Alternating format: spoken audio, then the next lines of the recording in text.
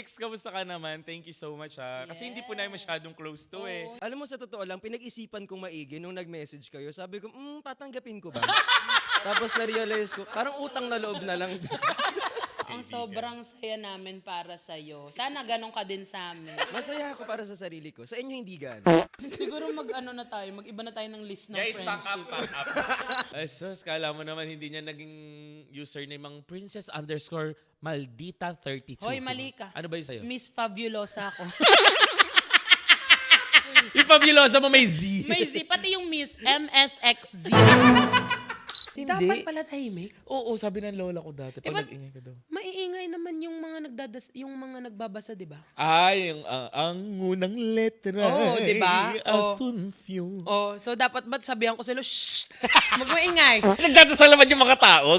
Okay, pag Pagdasal, magano, okay lang. So, Hindi ko alam yun. Bawal mag-ingay. bawal I'm magingay, surprised. bawal masaya, bawal lahat.